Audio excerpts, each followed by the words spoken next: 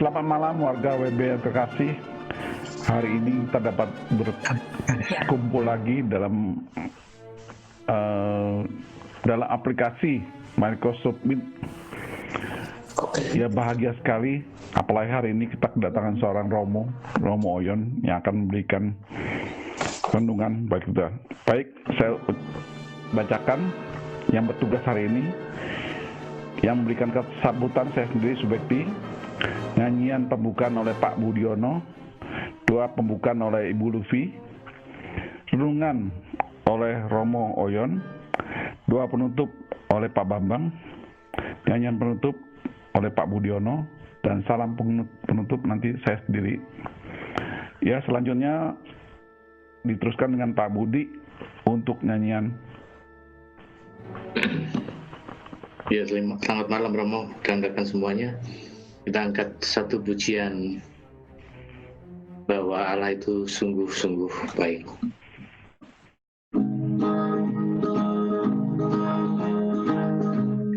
Allah itu baik, sungguh baik bagiku.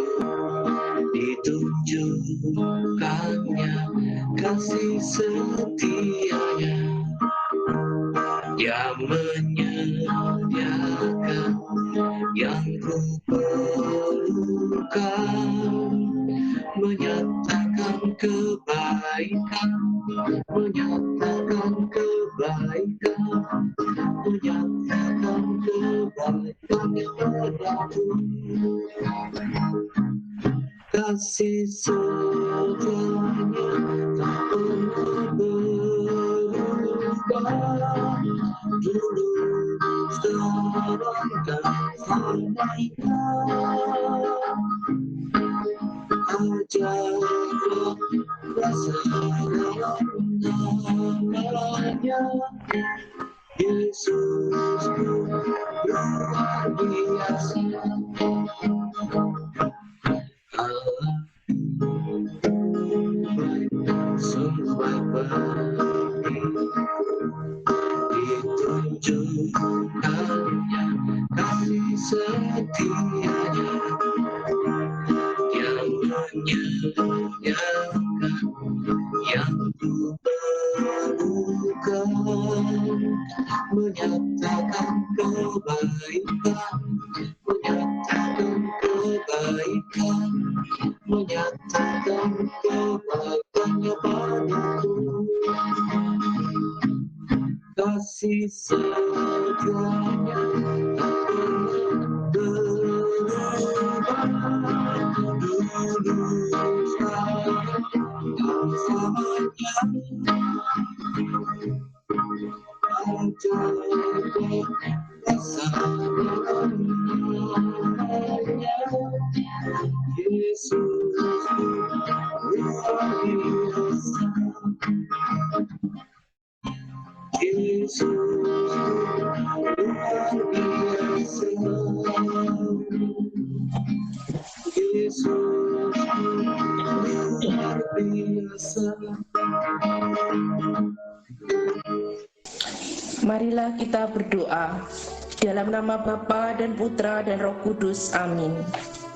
Terima kasih Tuhan untuk waktu dan kesempatan yang Kau berikan kepada kami, sehingga kami bisa berkumpul dalam Google Meet ini untuk mengadakan pendalaman iman. Bapa, utuslah Roh Kudus-Mu untuk hadir di tengah-tengah kami, agar kami mengerti dan memahami serta melakukan apa yang Kau kehendaki melalui firman-Mu hari ini. Kami juga berdoa untuk saudara-saudara kami yang saat ini sedang sakit, terutama untuk Bu Juniwati. Kiranya Tuhan sendiri yang menjamah dan memberikan kesembuhan serta kebaikan. Dan juga untuk saudara-saudara kami yang telah berpulang karena sakit.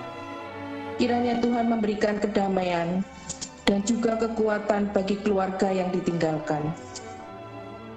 Tak lupa kami berdoa buat Bu Kiu yang hari ini berulang tahun.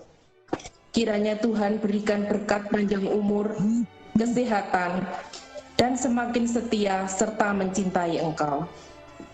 Terima kasih Tuhan. acara pendalaman iman hari ini, dari awal, pertengahan hingga akhir, hanya kami pasrahkan ke dalam tangan kasih-Mu. Amin. Dalam nama Bapa dan Putra dan Roh Kudus. Amin. Monggo Romo, silakan. Selamat malam untuk kita semuanya. Hari ini kita akan berbicara tentang dalam istilah teologinya itu disebut sebagai kenosis. Kenosis itu artinya mengosongkan diri. Dan yang menjadi tipenya atau tokoh utamanya di dalam pengosongan diri itu adalah Yesus sendiri. Yesus itu mengosongkan diri. Dan kita yang mengikuti Yesus juga cita-citanya ke sana. Dan menurut orang Jawa, orang-orang Jawa kuno, sebenarnya kenosis itu adalah ilmu yang paling tinggi, katanya begitu. Ada yang mengatakan sebagai ilmu waringin sungsang. Jadi waringin sungsang itu kan pohon beringin tetapi terbalik. Apa bisa hidup? Tapi itulah ilmu yang tertinggi katanya. Kenosis. Kalau kita mau lihat teksnya dalam kitab suci, teks yang berisikan tentang kenosis itu ada di surat Rasul Paulus kepada jemaat di Filipi, bab 2 ayat 5 sampai dengan ayat 11. Surat Rasul Paulus kepada jemaat di Filipi, bab 2 ayat 5 sampai dengan ayat 11. Bunyinya saya bacakan ya. Hendaklah kamu di dalam hidupmu bersama menaruh pikiran dan perasaan yang terdapat juga di dalam Kristus Yesus, yang walaupun dalam rupa Allah tidak menganggap kesetaraan dengan Allah itu sebagai milik yang harus dipertahankan, melainkan telah mengosongkan dirinya sendiri dan mengambil rupa seorang hamba dan menjadi sama dengan manusia.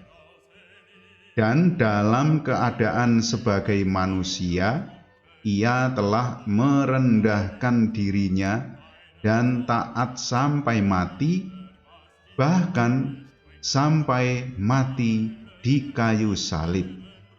Itulah sebabnya Allah sangat meninggikan dia dan mengaruniakan kepadanya nama di atas segala nama, supaya dalam nama Yesus bertekuk lutut segala yang ada di langit dan yang ada di atas bumi dan yang ada di bawah bumi, dan segala lidah mengaku Yesus Kristus adalah Tuhan bagi kemuliaan Allah Bapa.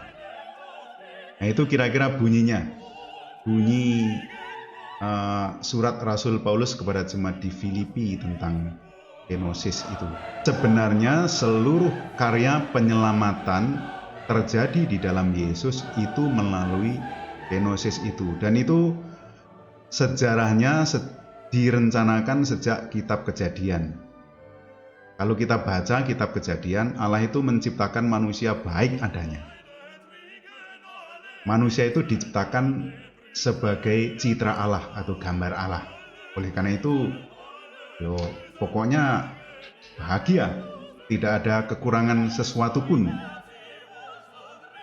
Kalau manusia itu tetap mengikuti kehendak Allah, akan tetapi ternyata Adam dan Hawa dikisahkan di dalam kitab Kejadian bab 3 yang menjadi gambar Allah. Artinya apa? Mengikuti kehendak dan rencana Allah. Ternyata dia berbelok mengikuti keinginannya setan. Dia makan buah pengetahuan yang baik dan yang jahat. Tetapi dosanya itu bukan letaknya bukan dimakan itu, melainkan motivasi makannya itu. Karena apa? Setan mengatakan, semua pohon dalam taman ini tidak boleh kau makan buahnya, bukan? Padahal Allah kan mengatakan, semua pohon di dalam taman ini boleh kamu makan buahnya. kecuali pohon pengetahuan yang baik dan yang jahat. Nah, setan membalik atau memelintir kata-kata itu. Semua pohon dalam taman ini tidak boleh kamu makan buahnya. Tetapi Hawa masih menjawab dengan baik. Oh, semua pohon dalam taman ini boleh kami makan, kecuali pohon yang ada di tengah-tengah taman itu. Hawa katakan tidak boleh kami makan dan raba buahnya. Sebab pada hari memakannya engkau pasti mati. Nah, Tuhan kan bersabda begitu. Tapi setan katakan begini, oh tidak akan mati. Kalau kamu makan, matamu malah terbuka. Dan kamu akan menjadi seperti Allah, tahu yang baik dan yang jahat. Nah, ini dia, menjadi seperti Allah. Inilah yang menjadi motivasi kejatuhan Adam dan Hawa, manusia pertama. Dia diciptakan menjadi gambar Allah. Nah, sekarang ingin menjadi seperti Allah, menjadi Allahnya sendiri. Artinya apa? Mulai saat itu dia tidak mau taat pada siapapun kecuali pada dirinya sendiri. Dia yang ingin menjadi Allah bagi dia sendiri. Dia mau menentukan nasibnya sendiri. Dia tidak mau tunduk kepada kehendak Allah, tetapi ingin menjadi Allah bagi diri sendiri. Homo Deus ya. Jadi manusia Allah.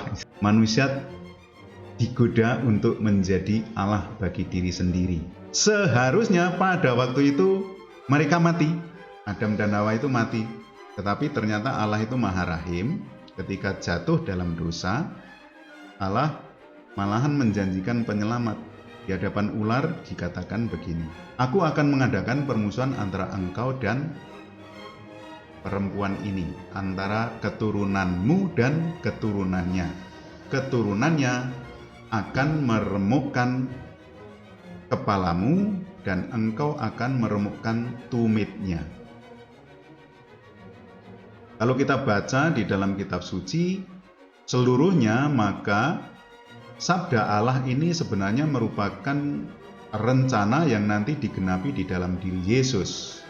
Keturunan wanita itu yang akan meremukkan kepala ular itu adalah Yesus sendiri.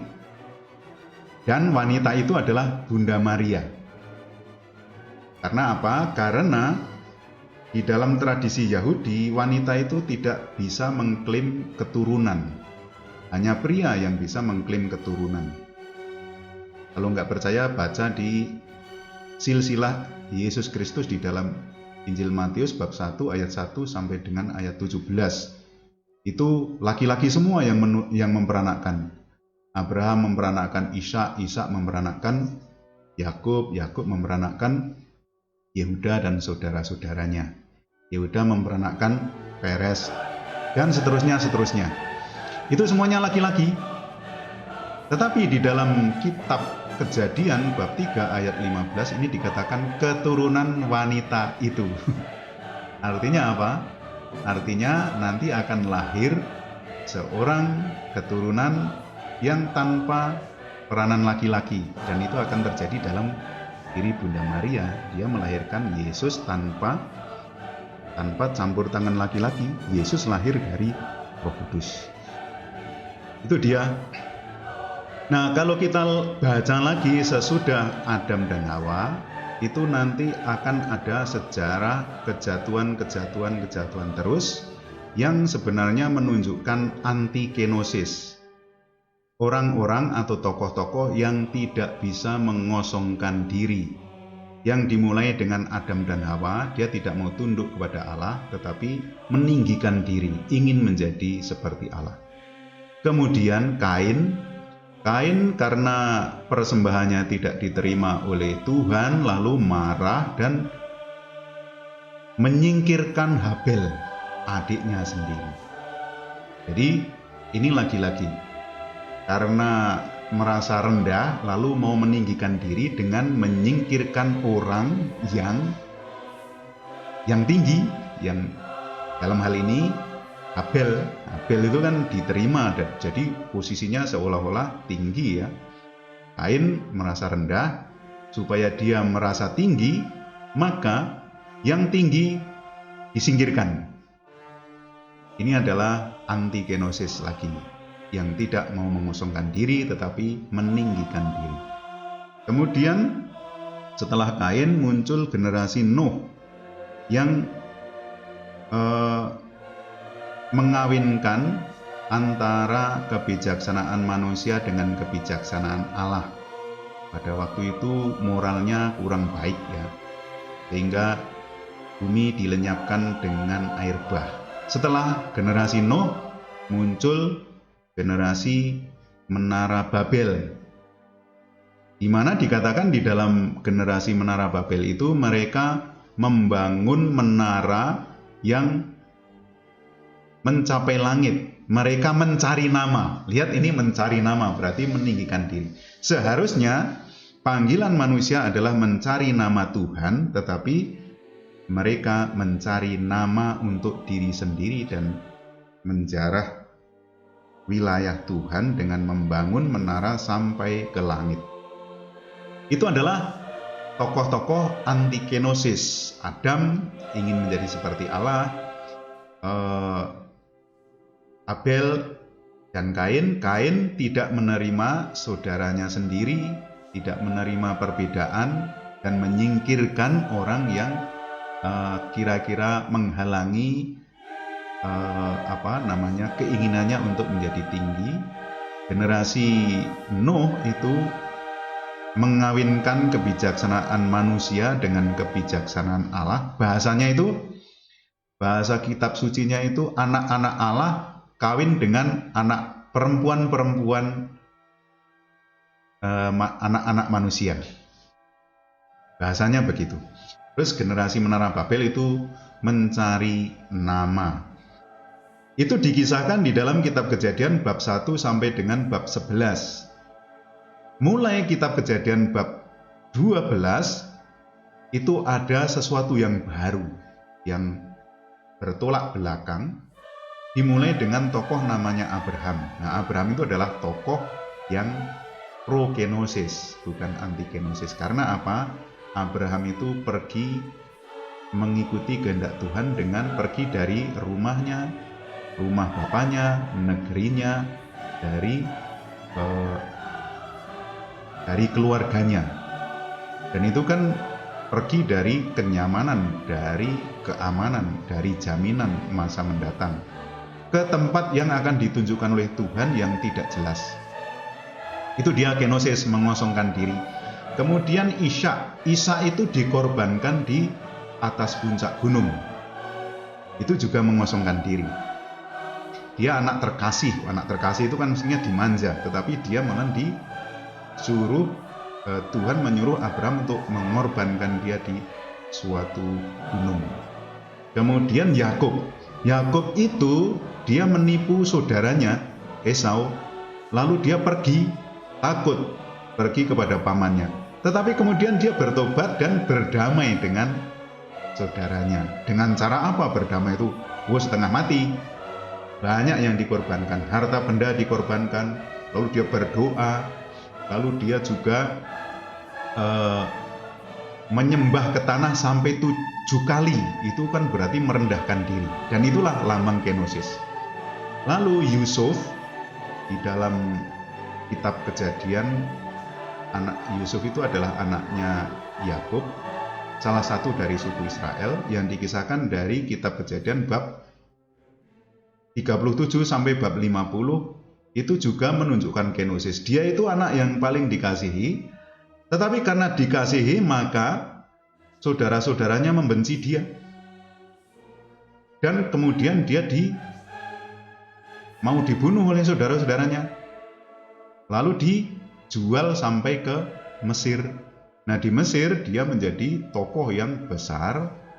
Suatu saat terjadi kelaparan, lalu saudara-saudaranya yang dulu menjual dia itu pergi ke Mesir untuk mencari penghidupan, mau membeli gandum. Dan Yusuf ternyata memaafkan mereka.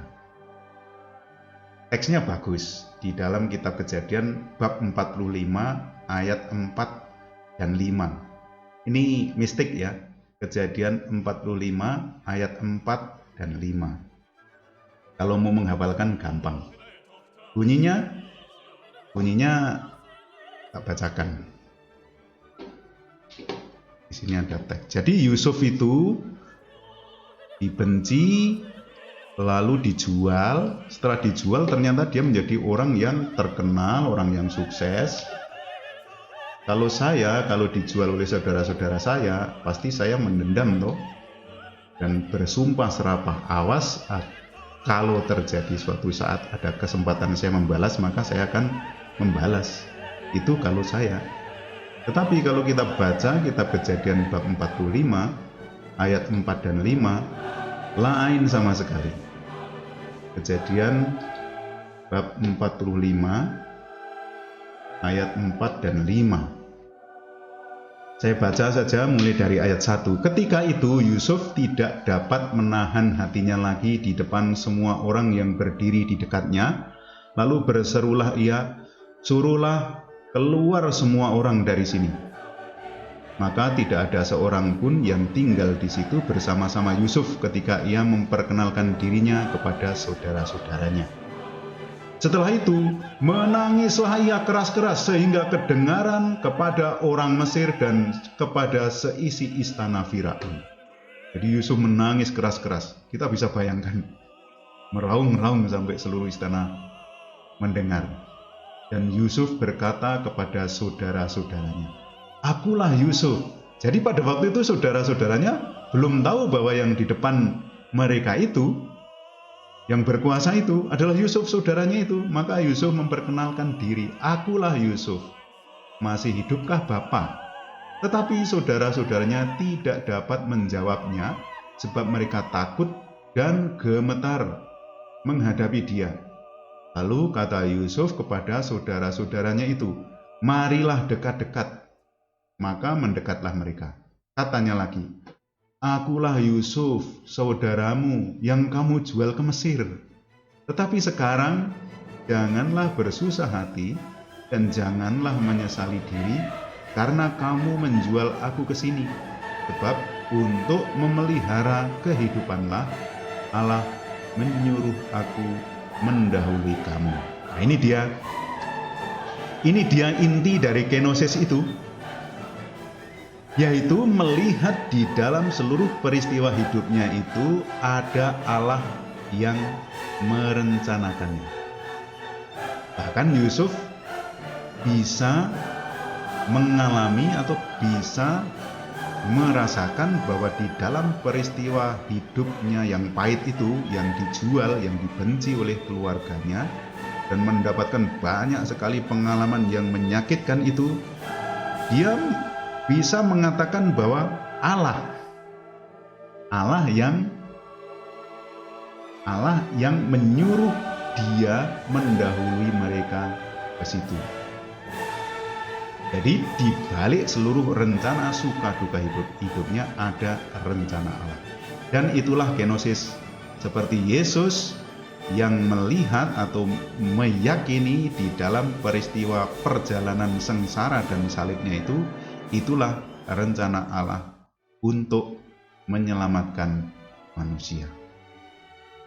Kalau kita sebagai orang-orang yang percaya kepada Yesus kemudian mampu seperti Yusuf itu, seperti Yesus juga di dalam peristiwa-peristiwa kita yang kita alami, baik suka maupun duka, itu ternyata Allah punya rencana, maka itulah kenosis. Karena kita tidak merencanakan masa depan kita untuk diri kita sendiri, tetapi meletakkannya di bawah rencana Allah. Amin.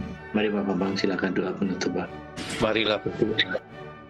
Di dalam nama Bapa dan Putra dan Roh Kudus. Amin. Allah Bapa yang Maha Rahim, tibalah saatnya kami mengakhiri pertemuan yang baik ini. Terima kasih ya Tuhan, pada malam hari ini kami mendengar firman-Mu yang luar biasa mulai Romo Oyon. Firman yang menguatkan iman kami, warga bahagia yang mendapat kesempatan untuk bertemu di tempat ini. Ya Tuhan, Engkau pernah berkata, tidak ada beban yang kami terima melebihi kekuatan kami. Kami percaya Tuhan dengan penyertaan-Mu, hingga saat ini Engkau telah memberi yang terbaik buat kami. menjaga kami dan keluarga kami dengan segala keselamatan yang luar biasa, memberi rezeki yang cukup dan kesehatan yang baik. Ya Tuhan, malam hari ini kami akan merenung pada malam hari ini apa yang telah diperbuat pada sesama dan pada Engkau. Terima kasih sekali lagi ya Tuhan penyertaan-Mu. Doa yang singkat penuh dengan kekurangan ini hanya kami sampaikan dalam nama Tuhan Yesus Kristus, Juru Selamat dan Penebus kami. Romo mohon berkat Tuhan sertamu. dan serta-Mu juga. Kita semua yang ada di dalam program ini, orang-orang yang kita cintai, yang kita doakan, dan juga seluruh rencana-rencana yang akan kita laksanakan, diberkati oleh Allah yang Maha Kuasa, Bapa dan Putra dan Roh Kudus. Amin. Romo matur nuwun. Matur nuwun sami-sami. Terima kasih Tuhan untuk kasih setiamu yang ku alami dalam hidupku. Terima kasih Yesus untuk kebaikan-Mu sepanjang hidupku. Terima kasih Yesusku, buat anugerah yang Kau beri selama ini. Tuhan memberikan Cukup bagimu. Kasih Yesusku, buat anugerah yang Kau hari ini. Cukup bagimu.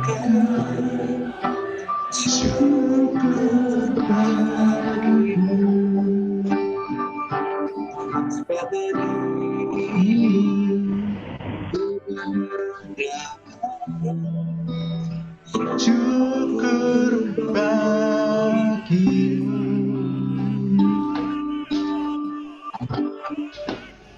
Pertama-tama saya ucapkan banyak terima kasih pada Romo Oyon yang telah memberikan renungan pada kita semua.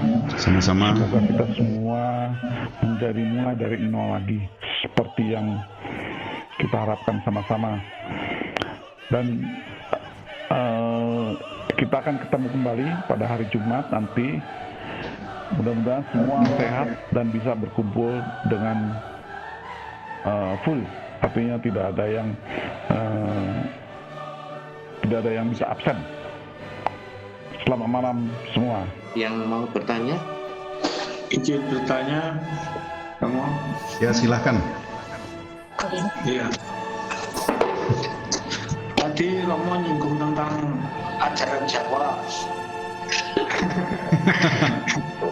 Terus terang, Romo, ya terus terang untuk mencapai nol itu kalau saya dengan cara Jawa, Romo.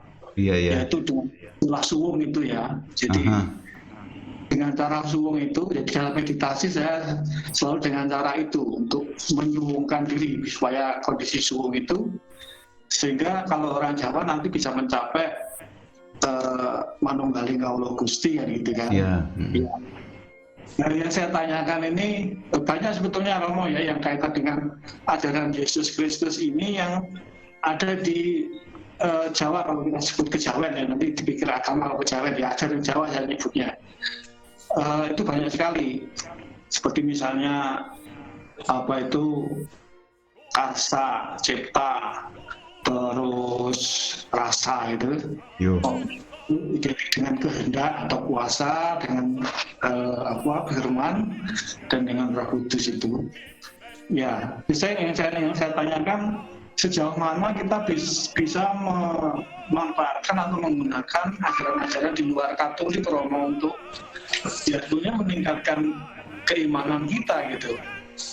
Sejauh mana kita diperbolehkan, Romo? Di dalam tradisi Katolik itu ada namanya inkulturasi ya. Inkulturasi itu ada di dalam liturgi, tetapi juga ada di dalam banyak ritus upacara, tetapi juga dalam ajaran. Kita merasa bahwa ajaran Katolik itu banyak yang sejajar dengan tradisi Jawa. Misalnya Yesus, Allah yang menjelma menjadi manusia itu seperti Semar toh. Semar itu adalah dewa yang maha tinggi, tetapi menjadi abdinya para Pendawa, dan wajahnya kan jelek Semar itu, omongnya juga tidak teratur, aneh, perutnya gendut, bokongnya itu besar, lalu jalannya megok-megok, padahal dia itu dewa yang maha tinggi, tetapi dia menjadi manusia. Jadi ada di dalam tradisi Jawa yang mirip-mirip dengan spiritualitas Katolik. Terus yang menjadi acuan sejauh mana kita bisa menggunakan ajaran-ajaran Jawa untuk menghayati iman Katolik kita. Dasar dari iman Katolik kita itu adalah bahwa kita hidup dari rahmat Tuhan, bukan dari usaha manusia. Itu. Jadi kalau di dalam Jawa kan mengatakan manunggaling kawula Gusti. Nah, dalam tradisi Katolik itu dibalik, manunggaling Gusti kawula. Bukan manusia yang mendekati Tuhan, tetapi Allah sendiri yang telah mendekati kita lebih dahulu. Allah yang mencintai kita, bukan kita yang mencintai Allah. Kita cukup membuka hati saja. Membuka untuk inisiatif dan juga rahmat dari Tuhan ini. Kalau kita berusaha setengah mati, dan mungkin kita akan berusaha dengan cara-cara yang egois. Tapi kalau kita yakin bahwa Allah sendiri yang sudah mendekati kita, maka tugas kita adalah membina persekutuan. Doa Bapa kami itu loh acuannya.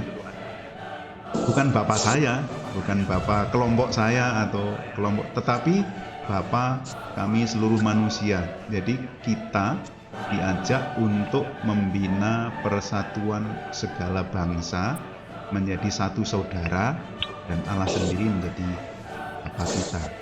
Kalau apa yang kita hayati itu arahnya ke sana, yaitu kesatuan seluruh umat manusia, dan mengandalkan bukan usaha kita tetapi mengandalkan rahmat Allah, kita tidak akan bertentangan dengan ajaran Katolik, dengan ajaran gereja. Kira-kira begitu. Ya, makasih Romo. Ya, sama-sama. Romo mau nanya. Nanti dijelaskan. Oke. Ya, silakan. Tadi kan kenosis, contoh-contoh kenosis Romo ambil dari perjanjian lama. Ada nggak yang di perjanjian baru Yesus gitu? Contoh-contohnya. Contoh-contohnya banyak. Kalau Yesus mulai dari lahirnya itu sudah contoh. Yesus kan sebagai Allah, tetapi dia lahir di kandang yang miskin toh, dan dia menjadi bayi. Jadi mulai kitab, kalau dari Injil itu Injil Yohanes bab 1 ayat 14, sabda telah menjadi daging dan tinggal di antara kita. Sabda itu kan berwibawa, berkuasa, sabda Allah. Tetapi dia menjadi daging, padahal daging itu kan rapuh toh. Daging itu lemah. Tuh Yesus sendiri mengatakan roh itu kuat tetapi daging itu lemah. Nah, Allah itu kan roh, tetapi dia mau menjadi daging, menjadi sama dengan kita semua manusia, kecuali dalam hal dosa. Semuanya sama, dilahirkan, dan bayi itu kan hidupnya tergantung pada orang lain.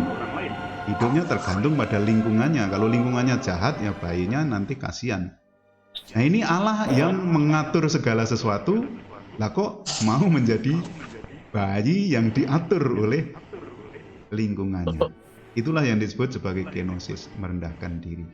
Terus yang lain-lain, Petrus misalnya, ketika di Kaisarea Filipi, itu Yesus bertanya kepada Petrus, menurut kata orang, siapakah aku ini?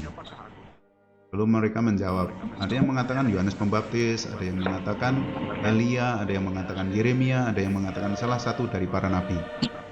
Lalu Yesus katakan, tetapi menurutmu siapa aku? Lalu Petrus menjawab, engkau adalah Mesias, anak Allah. Nah, setelah mengatakan begitu, Yesus mengatakan bahwa anak manusia akan pergi ke Yerusalem dan di sana akan ditangkap oleh tua-tua dan akan disalibkan, tetapi 3 hari akan dibangkitkan. Petrus tidak rela. Petrus katakan, sekali-kali kamu tidak akan ke sana. Nah, inilah Petrus jatuh dalam antikenosis. Yesus sendiri merencanakan untuk pergi ke Yerusalem dan di sana akan dibunuh. Dibunuh itu artinya ya direndahkan. Tuhan yang Maha Kuasa tapi direndahkan, dibunuh dan mati. Matinya itu mati disalib. Lalu Petrus tidak rela. Lalu Yesus katakan, engkau menyingkir ke belakang, menyingkir daripadaku. Engkau memikirkan bukan apa yang dipikirkan oleh Allah, tetapi yang dipikirkan oleh manusia. Jadi Allah bagi kita adalah Allah yang mengorbankan hidupnya, memberikan hidupnya untuk keselamatan kita. Kira-kira begitu juga di dalam hidup berkeluarga toh. Hidup berkeluarga itu bukan indah-indah, tapi katanya memikul salib. Siapa yang mau berkeluarga itu artinya mulai memikul salib. Dan itu harus dihayati. Kalau di dalam istilahnya kan laki-laki akan meninggalkan ayah dan ibunya, lalu bersatu dengan istrinya, keduanya menjadi satu daging. Nah, itu daging lagi. Satu daging itu artinya apa? Satu di dalam kelemahan. Jadi kesatuan di dalam keluarga itu justru menjadi nyata ketika partnernya lemah. Ketika yang lain lemah, yang satu itu mendukung, menguatkan, dan menyelamatkan. Bukan ketika kuat lalu bersatu, melainkan justru ketika ada kelemahan, disitulah saatnya untuk bersatu. Dan itulah kenosis. Kalau kita lihat perjalanan Yesus mulai dari bayi sampai wafatnya, salib, itu semuanya kenosis. Para rasul nanti juga akhirnya meskipun awal-awal itu tidak kenosis, tapi akhirnya harus kenosis juga. Lalu Paulus itu juga salah satu. Dia itu adalah seorang yang ahli Taurat. Dia itu juga seorang Farisi. Dia itu punya kuasa untuk memenjarakan orang Kristen, untuk menyingkirkan orang Kristen. Tetapi kemudian dia bertemu Yesus, lalu dia katakan seperti bayi yang baru lahir. Lalu dia bertobat. Dan setelah menjadi pengikut Yesus yang dulu memenjarakan orang, lalu dia dipenjara. Yang dulu menteror, setelah menjadi pengikut Yesus, diteror di mana-mana, terancam hidupnya. Dan akhirnya dia juga mati. Mati karena imannya kepada Yesus. Itu kisah-kisah di dalam kitab suci Perjanjian Baru. Kenosis. Makasih Romo. Sama-sama. Romo mau tanya, genosis sama genosid itu sama, Romo? Genosid saya tuliskan ya. Tulisannya K-E-N-O-S-I-S. Kenosis. Genosid. Kenosis. Kenosis. Sorry. Saya pamit dulu ya. Ya Romo, terima kasih Romo. Ya, sama-sama, terima kasih saya. Selamat malam. Selamat malam, Sehat ya ketemu lagi. Romo. Terima kasih waktunya God buat bless kami. you, Romo. Oke. Romo.